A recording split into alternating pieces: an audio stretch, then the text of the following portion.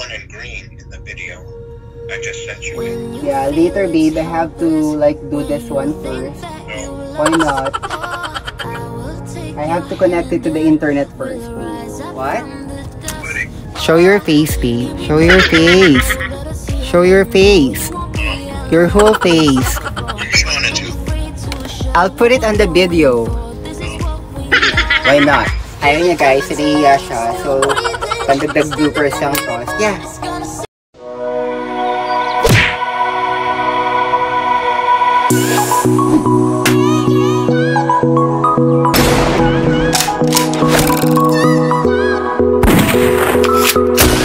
Hi guys! So welcome back to my channel, and for today's video, medyo maglilinis tayo ng aircon. Char! No.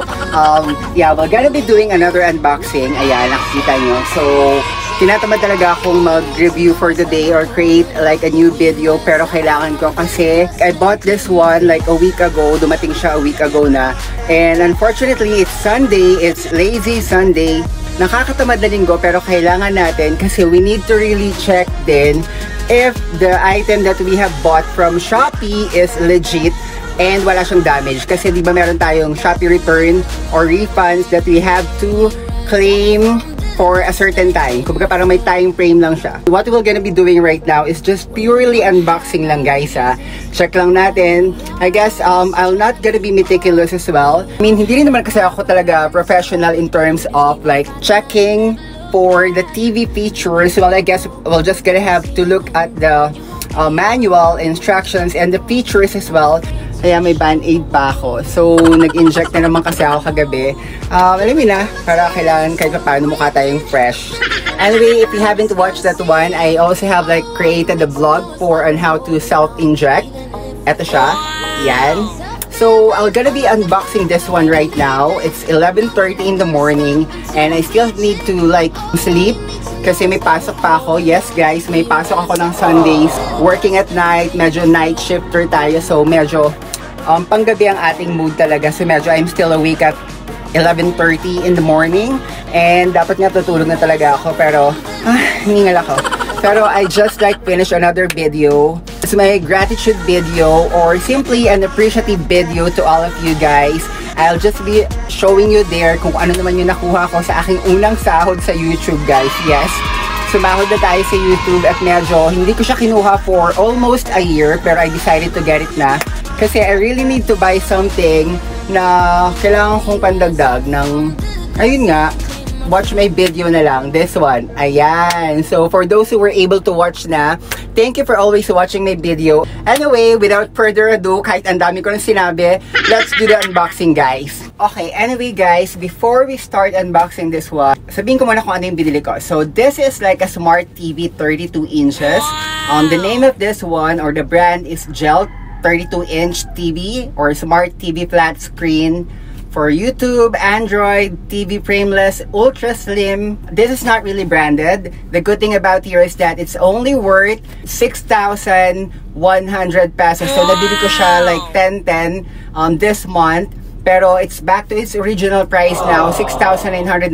So, it's almost 7,000. I got to save like 1,000 during the 10-10. And yeah, I opted to choose this one kasi, ba't ko ba hinahawakan? I opted to choose this one kasi smart TV na siya.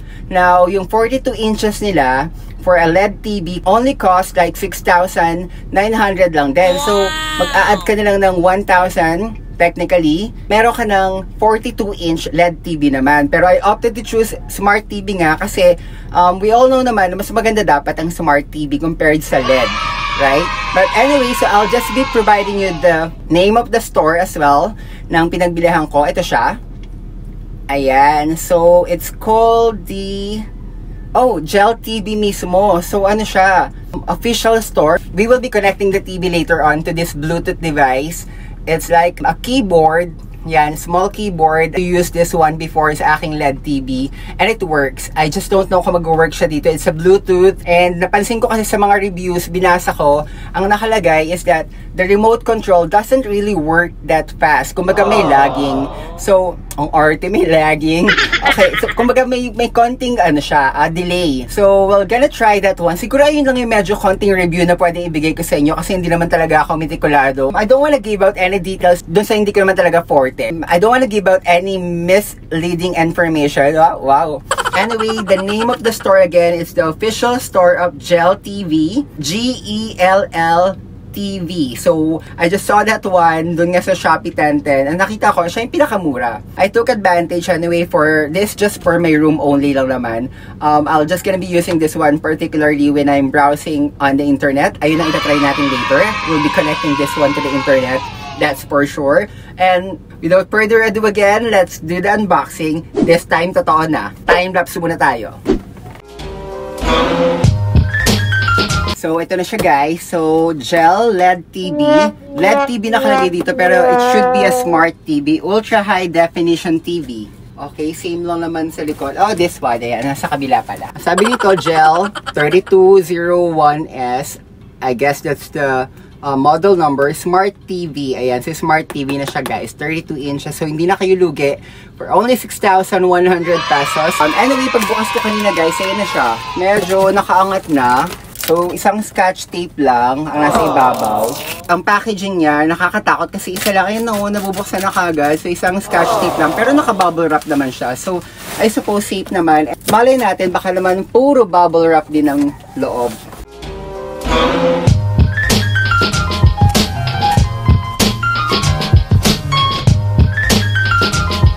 Guys, kung napansin nyo yung styro dito lang sa kabila, sa likod, wala na siyang support. Binabagsak-bagsak ko pa naman siya. So, this is the remote control. Kain pa natin kung ano pang dito. May nakakapapa ako. Okay, ito yung paa niya guys. Tapos may some screws. Charan! So, ayan na siya guys. In fairness, meron din siyang dalawang styro sa ilalim. Yung likod niya, walang support na big styro like this one. I guess because yung screen niya, yung pinaprotektahan ng isang styro. And this one naman, hindi naman siguro kailangan talaga na naka-styrofoam pa. Yan. So, ito na siya guys. Subuksan na natin. Charan! So, ayan. O, ayan. Kita nyo yung gamit ko. Camera. Phone lang din. Para fresh tayo ulit at tinatamad nga ako. Wala pang ligo lola nyo, technically. May parang scotch tape siya rito. Usually pag bago, di ba? Meron naman. Hindi ko na muna siya tatanggalin. Siguro pag nakakabit na lang siya sa may wall. Pero as of the moment, ayan. Kayang-kaya ko siyang buhatin. There. Nothing much. Wala namang unusual. It's the same normal TV. Pero may napansin ako kasi yung ibang TV ko walang ganito before. It has a built-in antenna. So ito meron, oh, ayan. Napopold siya. Naroroscas, and so on. Lumuwag, hindi ko alam kung paano gamitin. Okay, so ayan guys, so makikita nyo, these are the ports naman sa likod. So, hindi ko alam kung para saan to, pero this is the HDMI, the VGAs, and then PC, I think this is PC, hindi ko makita. PC and then audio. And on the other side naman, on this side, ang nakasulat dito, babasahin ko lang guys, I'm not familiar with this one kung para saan yung mga yan. Pero usual naman to, ito yung mga nakikita natin lagi. CBBS1 left right, CBBS2 left right, USB earphone, and the antenna itself. So ayan siya ulit guys, yung back view. Anyway guys, as I notice here, ayan may mga port siya dito. I guess this is the mounting port kung saan natin ikakabit. Ayan, good thing that I have the old one. Kunin ko na nga lang yung nasa likod neto doon sa old TV ko para magamit natin siya rito, para ma-mount ko na siya, and we can try that one. Pasensya na guys, regalo lang po sa akin yun. Shout out to Paolo, one of my agents galing from Thailand. Ayan, nakakatuwa. Kandila po yun guys ha. So hindi ko ginagamit yan. Peace. Ito na guys, so nakuha ko na siya. Ito yung kailangan natin. Ayan, medyo nag-rust na siya. So ikakabit natin siya ron. Tingnan natin ngayon kung anong magiging itsura niya.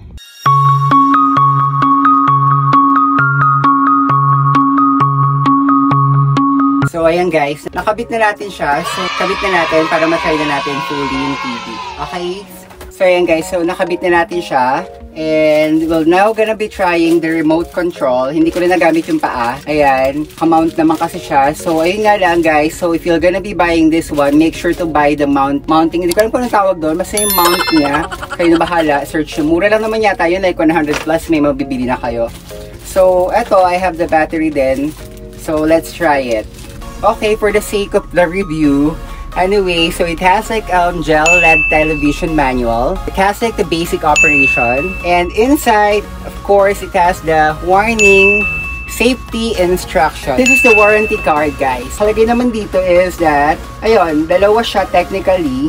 Eto medyo nakemi ako neto kasi sa aircon ko, it has like 5 years warranty daw. Pero when I check the warranty card, you have to submit it back like 5 days after the purchase. So medyo naloka ako na yung aircon ko wala nang warranty kahit brand new ko siya nabili kasi hindi ko na-submit yung warranty card within 5 days. Naku, medyo ayusin natin ha. Huwag tayo manloloko ng tao. Medyo masama yun. Alam mo, kunyari merong warranty pero technically voided na kasi you weren't able to submit that one after 5 days. Nako, Matrix ha. Hindi ko gusto ng ganyan. Joke lang. Pero it's my fault. I was not really reading.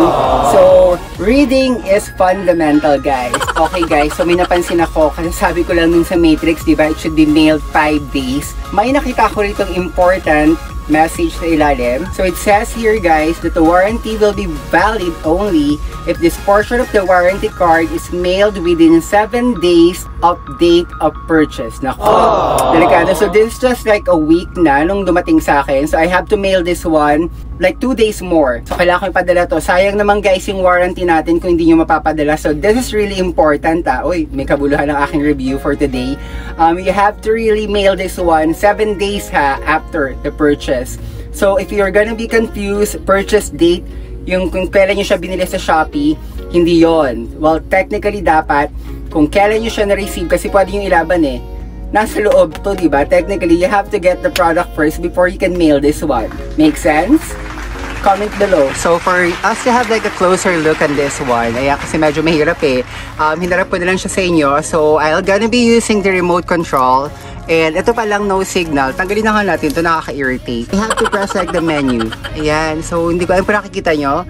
So, there. I'm just looking for like the connection sa Wi-Fi kasi i-connect natin siya sa Wi-Fi para at least magamit natin and we can try if it's working sa YouTube. Ayun na naman ang gusto ko matry eh. Ayan na, guys. So, it seems like ito lang yung sinasabi sa mga review. Ayan. Pangatlong press ko na natong okay. Medyo hindi pa rin nagre-respond. Pinunta ko siya sa settings. Ayan, guys. So, lumabas na siya. Ang press ko lang is yung home. So, when you press home, ayan ang lalabas. So, yeah, ayan na. So, you can navigate na. Smart TV. It looks like good naman, guys. Ayan na siya. I still haven't connected this one to the Wi-Fi yet. But it has like Miracast and yeah, Miracast, for those who doesn't know, yung Miracast, guys, you can cast your whatever video on your phone on the TV itself. And then application, try nga natin to open natin. Let's go to the settings muna. Yan. And then network. Ayan. So guys, nakita ko na. I'll just be connecting this one to the Wi-Fi. Add another tayo. Ayan. Tinago ko kasi ang aking Wi-Fi name. So I have to put that one now. And I guess I have to use the remote. The other remote that I've shown you guys earlier. This one. A lot easier to operate compared to this one. Medyo mahirap nga. So tama sila sa review. So might as well buy this one. Just to show you, charge ko kasi siya. I'll show you at the back there. It has a Li-ion batteries. Rechargeable siya. And this one is actually the USB. And you have to put this one at the back of the TV for it to work. So, maybe we'll try this one. So, ayan. Meron siyang USB, guys, sa likod. So, ayan, guys. So, na-connect ko na siya sa internet. Let's try na lang browsing. So, ayan. Connected na daw siya. Language, date and time, 10:15. Sige, set natin yung date. Get automatic date and time over the network on. Pero mali pa rin nakalagay. Either Beijing or Hong Kong, guys. Exit. Let's look at the system na lang. Kung ano yung nakasulat doon. Okay, punta na tayo dun sa main, which is yung YouTube nga. So, it has Netflix. Ayan, nakikita nyo naman. As you can see, it's clear, guys. There. So, YouTube. Let's try playing one. Press and hold down for more options. Press and hold for more options. Oh, okay. There. So, okay guys. So, pretty decent naman talaga siya. And, ayan. Ayan, try natin yung Imperial Bodyguard. It's a movie, guys. Hi! There! So, it's playing, guys. So, the quality of the video, kayo na bahalang umusga. But it's now playing. It's connected to the internet. And there, it's a full movie that I'm playing right now. For an hour and 30 minutes. Chinese nga lang. Pero pahinaan natin. Ayun, so volume, I'm pressing this one guys, pero walang lumalabas. Ayun pala, nasa gitna. But the quality of the video, as you can see, it's pretty decent there. So I guess that's it guys. So ayun na naman yung chinecheck ko talaga, exit na natin. And hindi siya nag-lag. So every time that I'm choosing a movie, I guess hindi siya maglalag. Or depende rin sa internet nyo. But if your internet is really fast, then the TV should work as well. Okay, so that's it for today guys. And yan, as you can see naman, it's playing. Si Ate Morissette, ayan, kumakanta sa ating background. If I'm gonna be rating the TV itself, I'll give it like a perfect 10 just because of the price. I only got it for only 6,100. I'll be putting you the link guys, hindi kayo magsisisi. Okay, I'll just be putting in all the links again below for you to be able to like purchase as well. The same TV again, this is Gel TV. Yeah, there, that's so big. Thank you so much. And it's really a worth buy guys, so you can buy that one as well. And what else? So that's basically it guys. So tapusin na natin, matutulog pa ako. Anyway guys, if you like my video, please make sure to put a thumbs up. Subscribe na rin tayo guys, and at the same time please click or hit that bell notification for you to be updated to all of my tutorials, unboxing, and especially travels na hindi pa natin magawa right now. Anyway, I'll see you on my next video guys. Thank you so much again for watching, and you do have a nice day. Bye!